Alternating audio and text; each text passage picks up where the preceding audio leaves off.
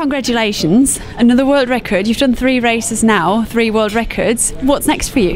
እንኳን ደስ ያለሽ በዚህ ባጭር ጊዜ ውስጥ 3 ሬኮርዶችን ለማሻሻል በቅተሻል ምንድነው የተሰማሽ ማለት ያው ዘንድሮ ቅዴ ኢንዶር ላይ ነበር ሰራ ነበር እንደዛውም ያው የልፋቴን አግኝቻለሁ ማለት በጣም ነው የተዘጋጀሁት ለዚህ ኢንዶር ግን 3ቱንም ሰብራለሁ ሳይሆን 2ቱን ሞክራለሁ ብዬ ነበር 3000 እና 2 ማይሉ 1500 ግን በአጋጣሚ ነበር ሪከርድ መስራት ይችላል I really prepared for the indoor season. My plan was to try to break the record for 3000 and this one, the 2 mile. And the first one, it wasn't my plan to break it, but it happened. You've got World Championships coming up.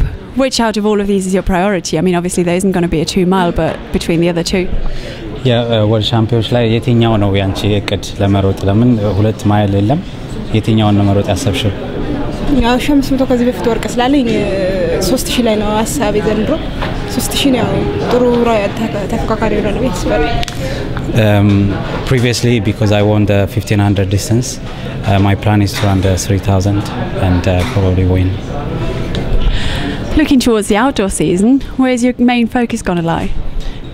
የአውቶር ሲዝን ላይ ምን አይቀደሽ ምንድነው የትኛው ለማድረግ ያሰብሽው ወደ ላይ መውጣት ፈልጋለሁ ዘድሮ 3000 እና 5000 ነው ግን ዳይመንድ ሊግ መሮጥ የምፈልገው ግን ራሴ ሰዓት ፈቃድ ለመሮጥ 1501 ዳይመንድ ሊግ እሮጣለሁ ያስባል My plan is to run 3000 and 5000 and probably add the 1500 as well.